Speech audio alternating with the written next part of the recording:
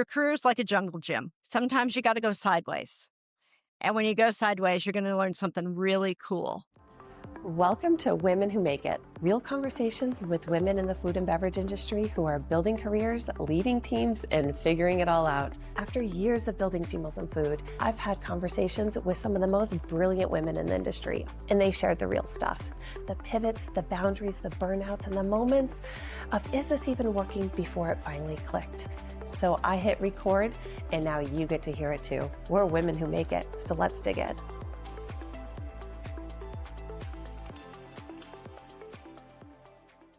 Welcome, everybody. I am so excited to be here, whether you're here with us live or listening in later.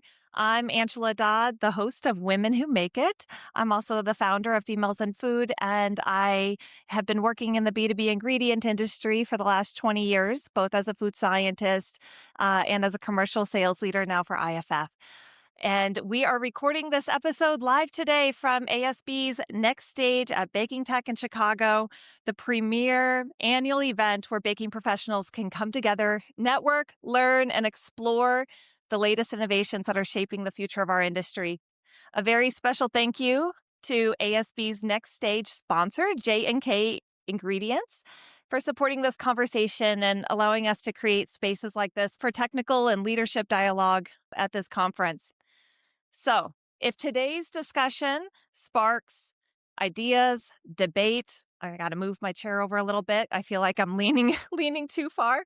If today's discussion inspires debate, or you guys want to continue the conversation, I know how good everybody is at multitasking. So take out your phones right now and click follow along on ASB and at Women Who Make It. We'd really love for you guys to join the conversation later and keep things going.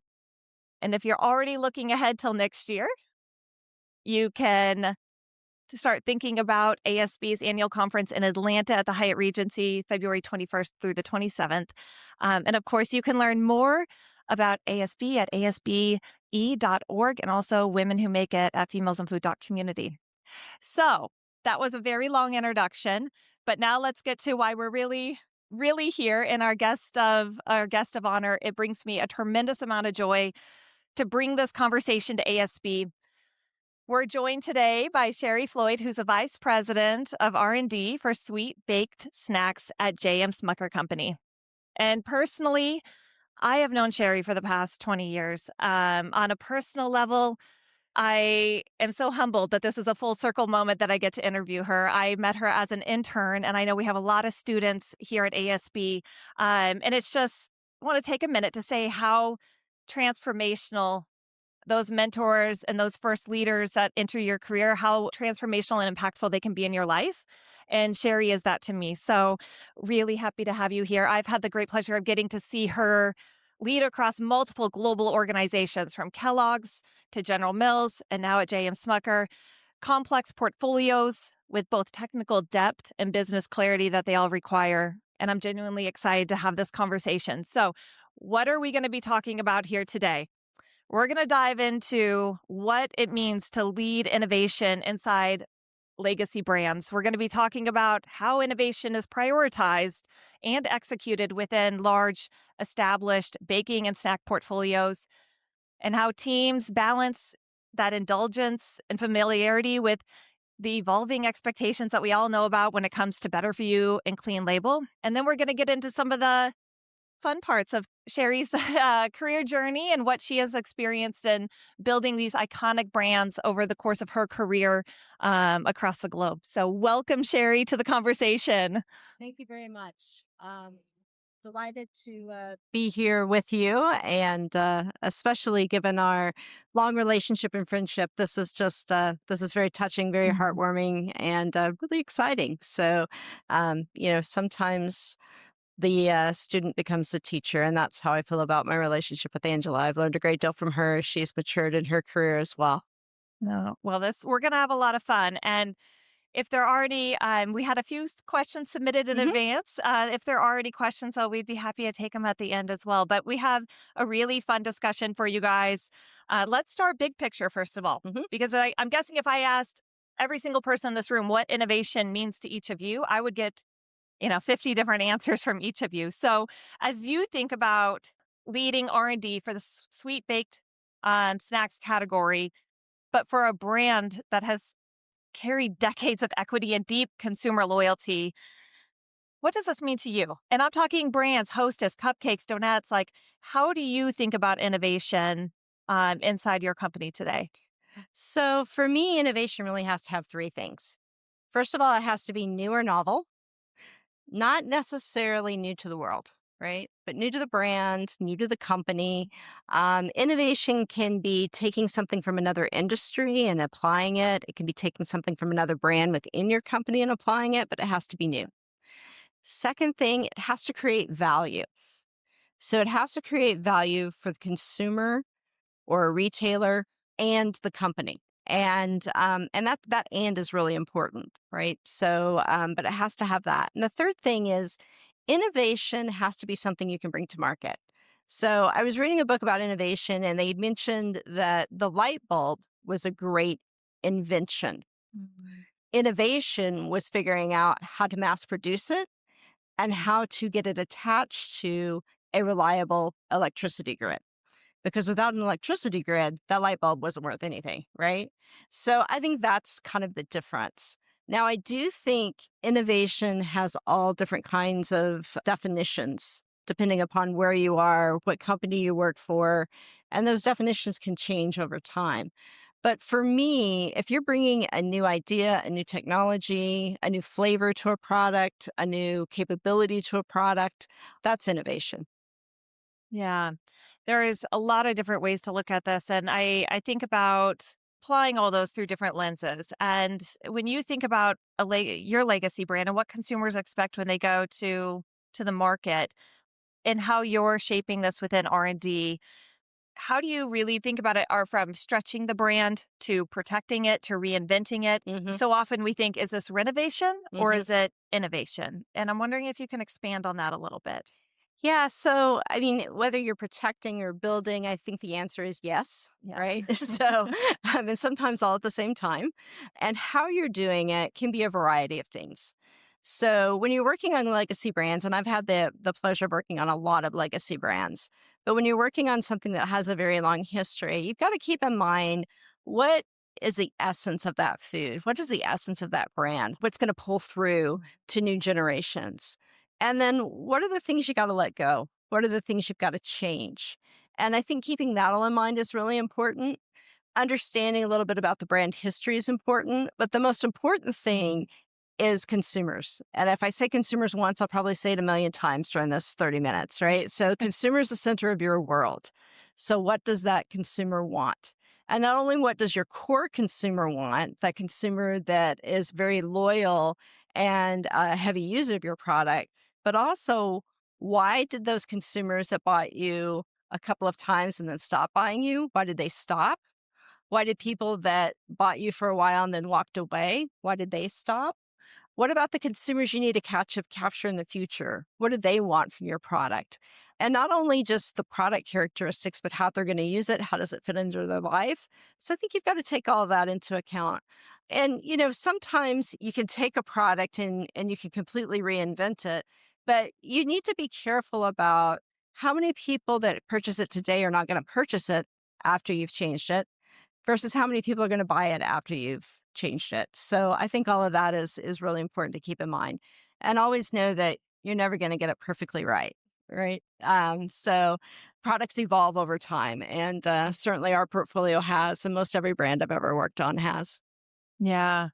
I couldn't agree with that more. And I think about what so many R&D and brand strategists are up against right now. And especially in the industry when, I mean, you and I have been around for a hot minute, and it's interesting to see the different trends that have impacted our industry, right? And things that have started in science and pulled forward to the consumer versus the consumer kind of pulling our industry along, similar to like GLP-1 right now. And are we ready to respond as an industry?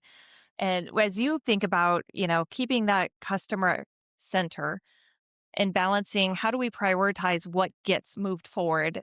Where do you like to lean in most heavily, whether it's consumer insight, brand strategy, margin, but also is it feasible in manufacturing to still move this forward? And I know this is a lot to unpack. Like, this is no It is. easy, simple conversation when we think about it. But I do think that's what so much of us are feeling in the industry right now is as we think about innovation, how should we look at prioritization and what should we be listening to for the right metrics of like, how are we going to win? Yeah, this is the most interesting time I've ever had in my career. And this is my 30th year in the industry. That's a little hard to say out loud, but I did the math and it's right, Then I looked in the mirror and went, "Yep, that's true." So I think when you ask about what you have to listen to, the answer is everything. And that's a little overwhelming, right? So for me, when we think about some of these things that are going on around the conversation around food in the public domain, right? Good ingredients, bad ingredients, good foods, bad foods. Eat this, don't eat this. This is going to kill you. This is going to save you. So when you're looking at all of that, for me, the first thing is let's ground ourselves in the science because I'm a scientist and I like science. So what is the science? What do we know? What do we not know? You're not going to get that from TikTok, but let's understand what's in the science. Then you do need to go to TikTok and you need to hear what they're saying. And you need to read the books by the people that are going to make your blood pressure rise, right? You need to read and understand what all of the views are. And then you need to try to figure out, like, where is your brand? Where is your business? What is your business trying to do? Context matters when it comes to innovation and what you prioritize. There are times in my career when the business has been ready to take on risks. And innovation is risky. Make no bones about it. Most innovation will fail. I have launched and had delisted more innovation than I could probably list in this 30 minutes. And I've had a couple that have lasted for a pretty long time. I've got one that's been on the market for 25 years. And I have a lot that are in between, right? But most of it's going to fail. And that failure is a risk to the business. So sometimes I've been in cases where we're willing to take those risks and we're really willing to reach and stretch the brand, stretch the business, stretch the opportunity, stretch the category. There's other times when you're not really quite ready to do that. There's times when the business needs for you to stay a little closer to home. The one thing I will say about innovation and your innovation portfolio is it needs to be a blend. It's got to be a blend of short term, needs to be a little bit of medium term, and you need to have a couple of things out there for the long term. The other thing I will say about innovation portfolios is never, ever, ever stop working on your pipeline. Never. I don't care where the business is. If the business says, I only want to do flavor extensions for the next 3 years, keep pushing on a couple of ideas that are a little farther out because it takes a long time to build them. And when they need them, you're not going to be able to just pull a rabbit out of the hat. So I think you really have to find the balance between what the business needs today, what it's going to need tomorrow. And of course, the consumer has to be at the center. But unfortunately, that takes a little bit of crystal ball, right? So when Angela and I, we were laughing when we first worked together at Kellogg, it was all about 100 calorie packs. Wow, that seems You like a long remember time those ago. 100 calorie Right? packs? Right? I've lived through 100 calorie packs. I've lived through low fat. I've lived through trans fat, taking trans fat out. I've lived through high protein, keto diet, low sugar, good sugar, bad sugar, so these things come and go. And you do have to have a little bit of a crystal ball to help your brand skate to where it needs to be. Yeah, I love that. As you were talking, one of the first lessons you taught me, fail fast. Mhm. Fail fast in innovation. And remember the first project you handed me as an intern, and it ended up getting canceled. And it was like halfway through my 6-month internship and we were doing advanced and it's 3 to 5 years out stuff. And I was so into it. I was really, really excited about this project and it got cut. And I remember you coming to me and you're like, this is a good thing though. Like we're failing fast and we got our answers but you said something important. You take something from each of those projects and carry them forward. And Yep. so I couldn't agree more in that space. So we couldn't talk about innovation without talking about AI. Yep. Tell us what is happening on your desk, in your teams, in your company as it relates to AI, and where are you finding success? Where are there kind of gaps or Mhm. risk? AI is fascinating. Right. And I think a lot of people, especially for those of you that are listening to this, I'm in my mid 50s, right? So people in their mid 50s are like, ooh, I don't know quite what to do with that. And it's a great tool. And that's what it is it's a tool. So I think we all need to figure out how to use it. And the only way you can do that is play with it. Whether you're doing that at work, whether you're doing that in your personal life, learn to play with it. The greatest advice that I got is if you're going to use AI, pretend that it is a brand new employee coming in or an intern, right? And treat it that way. You've got to give it context. So you can't just go in and say, write my 5-year R&D strategy for me. It can't help you that way. But if you give it context and you say, hey, look through all of these files and go out there and research what other companies are doing for R&D strategies, write me a high-level deck as a VP of R&D for what my strategy might look like for the next 5 years. It will give you thought starters. And that's really what you can use it for, I think. Now, I think the great thing about it is a large language model. And so trying to go through large amounts of data like consumer insights, consumer contacts, reviews that are online for your products or for a competitor or for a whole category. Those are things that it can do really well. It can distill that down into some very solid points for you to look at and to think about and to jump from. Where I haven't had as much success, and I think it's getting there, is more around data analysis. It's starting to get there, but it's just a little trickier. And you have to, you've got to make sure you've got your data in the right format. The most important thing, though, before you start messing with it at work, make sure that you understand your IT guidelines and rules. Don't start uploading your confidential formulas into public AI. All right. Not a good idea because it's learning. So not a good idea. So make sure you understand what your IT rules of the road are. But I do encourage people to use it. I've found a lot of value and a lot of things where it's taking time from tasks. And sometimes they're tasks that I just really don't like to do, right? Budget analysis. As an R&D person, I hate doing my budgets. I hope my CFO is not listening to this podcast right now, but I hate doing budgets, right? But by using AI, I can analyze my spending a lot faster. I can get through it. What used to take me 2 hours now takes me about 15 minutes. So, and I need that 45 minutes of my day, and I'm sure you do too. So play with it, use it. It's going to be a part of our life. And I think it's a tool that we should embrace and figure out how to use it to our advantage. Yeah, I definitely didn't get into R&D to evaluate budgets. That's for sure. um, the other interesting part of this, right? Because we've talked about AI can just also be a very self-fulfilling prophecy of whatever you're feeding it. It just is very agreeable and wants to tell you what you want to hear. But I think what's on the forefront of this is being able to get live consumer information. Great. So much quicker to drive insights. Yep. Are you seeing so beyond like the job optimization, are you seeing the benefits when it comes to consumer insights and what it's capable of? Yeah, I think so. And, it's even some simple things. I can remember when you go to focus groups and you're all sitting in the back of the room in the old days and we're all eating M&Ms and you're looking through the two-way mirror and then they were online. But still, what you take is from your perspective. And so, with AI now, you can record all of those, you can transcribe them, and you can get another opinion for what it looks like. I think it's going to change the way we do consumer testing. I think it's going to change the way that we write concepts. I think there's a lot of things that's going to change. I do think we have to figure out what are the right places to use it, and also realize that there is still human intervention required. If you start working with AI, and I've noticed if I give it prompt after prompt after prompt on kind of the same subject, occasionally it freaks out and starts making stuff up. So you got to go back and you got to check it and make sure that its assumptions are correct. But I do think, particularly in the front end of projects, it's going to be very valuable, and also on some of the back end things that we have to do. We handle a lot of scientific data, we handle a lot of specifications, we handle a lot of that stuff. Are there ways we can automate some of that so that those people can do higher level work? And that's where I think it could be very valuable. Yeah.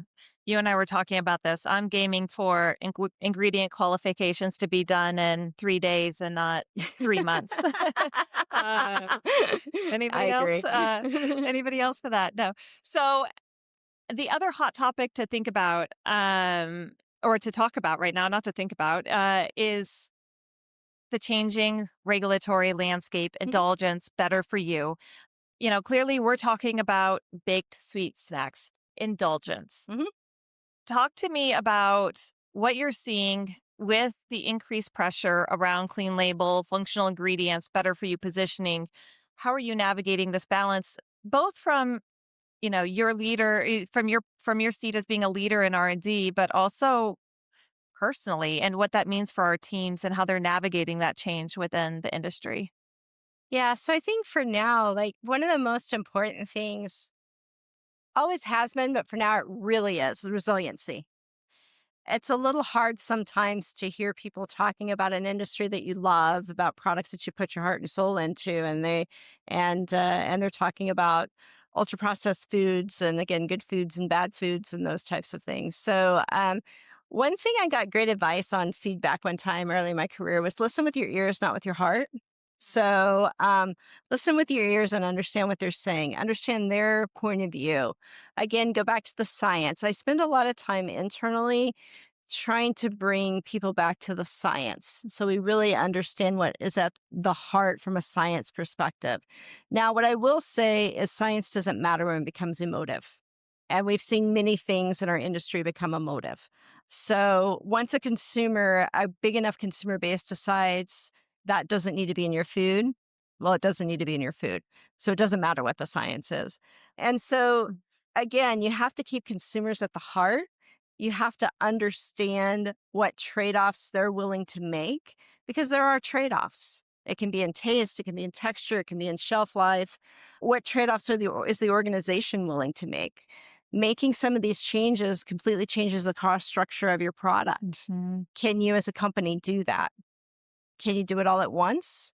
Maybe you should step your way into it.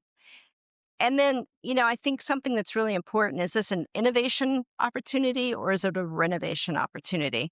And sometimes that comes down to what trade offs are being made, especially in indulgent products. So, if by adding this feature, taking out this ingredient, all of a sudden the product doesn't deliver from a taste perspective and your entire positioning is indulgence, then you really have to look at it and say, should I really do this to my base product? Or maybe I should do a line extension instead.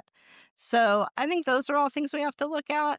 But for me, and thinking about it as an industry, number one is let's listen to all the voices. And number two, let's also speak up, right? So let's be a part of this conversation. It is chaotic and sometimes it can be a little daunting, but I do think it will make us stronger as an industry. So we just have to keep moving forward. Yeah, I agree. From my seat, like I personally feel the ground very unstable in our industry at the minute. We talked about over the last 20 years, we may see one thing, one new dynamic come into our industry and we respond to that dynamic. And now it feels like we get one new dynamic and it changes 15 other Mhm. things. And it's going to require a lot of resiliency by everybody in the industry as we move forward.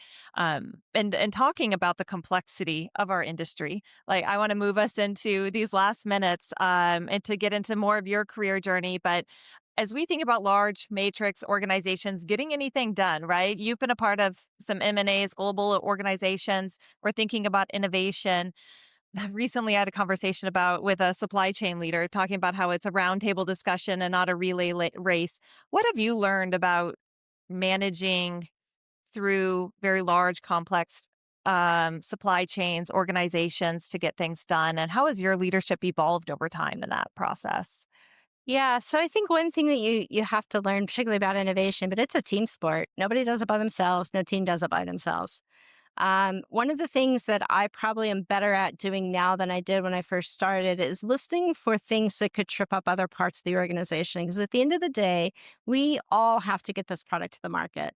So if we're talking about an innovation and there's an ingredient that I know the supply chain is a little tricky, I need to make sure and bring that up. And I need to make sure then to bring procurement into the loop so that we're all having that conversation. If we're talking about something that I know supply chain is really going to struggle with, then I need to speak up and I need to bring supply chain into the conversation. So there are natural tensions in organizations, I always say, right? So R&D and operations, sometimes there's a little bit of rub there. R&D wants to do things completely different. Operations doesn't. But at the end of the day, we're all there to grow the company. We're all there to please the consumer. So I want to make sure that I'm taking care of them just as much as I'm watching out for myself. I do think the other thing, though, we all have to understand, there's something I talk about with my team that's called organizational empathy. You need to understand your perspective, but you also need to understand other people's perspective. I may want to get in and run 2 shifts of a plant trial for a new product. Operations needs to get orders out, right? And so I need to understand their perspective, and then we need to figure out what's the right thing to do for both operations and R&D, and more importantly, for the entire company. So I think that's how I've evolved. I think when I first started off, it was all about, well, what about me? What about my team? What about R&D? And now I'm much more cognizant that it isn't all about me. Yeah. And as you looked at that step up you made in your career, and as people are listening here, maybe they're thinking, how do I go from that, maybe a technical individual contributor, middle manager, and I want to step up into enterprise leadership? What's some of the biggest gaps that you're seeing in skill sets that need to be acquired to make that step? I think when you make that step, you need to realize that you're no longer a technical leader, you're a business leader. And I will tell you, I am not a financial genius, right? I do not know everything there is to know about finance. Never have, never will. If I ever walk into your company and I'm going to be the CFO, you should probably go find something else to do with your life. But I made it a goal at a certain point in time in my career. I said, I know that this is the weakest link that I have, and I'm going to figure out how I learn more about it so that I am at least understand what I don't know, right? And I found a mentor to do that. I sat next to I was on a business leadership team. I sat next to our CFO at every meeting that I could so I could ask him questions. So I think that's the biggest thing is understand like where are your gaps and what do you need to do to go up. I think the other thing too is to make a conscious decision, and this is really hard. You've built a good team. You've got a good team under you. They can handle the day to day. You need to be the strategic leader, and you need to be the one working with your peers on the business team to figure out where we're going next. And that's really hard, mainly because we all like to get down and work on all of that other Feels stuff, good right? to check things It off feels the list. good, right? But you've got to be really careful to keep yourself at the right altitude. Yeah, I think that's such wise advice. And as we continue down that journey, one of the questions we had submitted was if you were just coming into the industry, so speaking to those students in the room, if you're just coming into the industry, what advice would you give them? And I was reflecting on this. I don't even know what advice I would give because I'm like, the industry has changed so much since I was a student in the early 2000s. And so as you think about our next generation of leaders, what advice would you give them? First of all, I would say if you're new to the industry, if you just got your first job, congratulations. So you're in a really fun industry and it's going to be a really great place. But first of all, soak everything up, whatever you can do. If you're a scientist or an engineer, get in the lab with other people, get in the plant with other people, get in the pilot plant with other people, help them out, ask questions. Second thing, if you don't know something, don't be afraid to ask. This was probably the biggest mistake that I made in my career early on. I felt like I needed to know everything. So you don't. Go ask people. Third thing, ask for feedback. Now, don't ask for it every day. Don't ask for it every week. You're not going to get it every month. But every 3 to 4 months, you should set up 15 minutes with your manager and say, hey, what am I doing well? Where do I need to improve? What tips and tricks can you give me? And not just from your manager, but also from peers, from other people that are working with you, from cross-functional leaders, and really take that in. Understand that your career, it's a journey. I always tell people when they are new parents that the days are long, but the years are short. And it's the same thing with a So true. career, you know? It's a long journey. So some people expect when they come in that it's just going to be like a ladder. You're going to go straight up. And that's not really the way it works. Your career is like a jungle gym. Sometimes you got to go sideways. And when you go sideways, you're going to learn something really cool, right? The best career move I ever made, I did an expat assignment in Australia. We haven't even got to that part yet. Yeah. It's so cool. it was a lateral move, but it was the biggest source of growth in my entire career.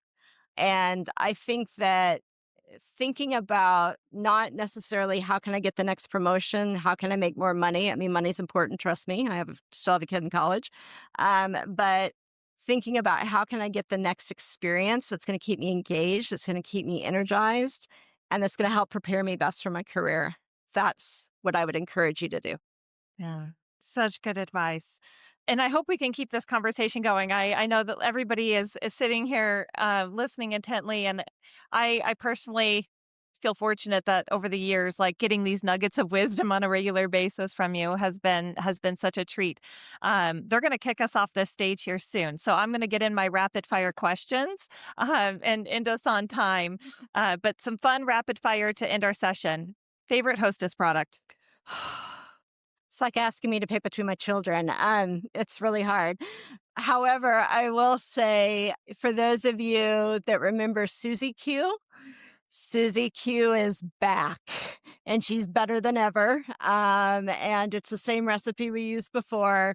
So I'm really delighted to bring that forward and bring that back to consumers. Our social media pages were completely flooded. And no matter what we posted, people were bring back Susie Q. So we were finally able to do it. So I think that's really exciting. I love it. And it's our miss that we don't have them as parting gifts. Sure. Next time. Okay. Next question. What baking trend are you watching closely right now? Mashups, right? So mashups of Ooh. different products, cultural mashups. It's so exciting to see new ingredients, new things, cutting edge things that are out there.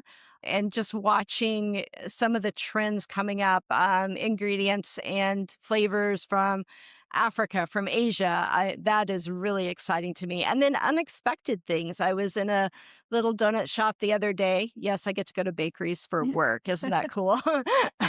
And they had these savory donuts. And it was just mind blowing, right? So that's the kind of thing that really excites me. Oh, that sounds really good. I like a good mashup for sure. Me too. Unexpected flavors. One innovation myth that you'd love to bust. That it happens in a straight line, because it doesn't. It may start and then stop and then take a U-turn and then it gets put on the shelf and then it comes back.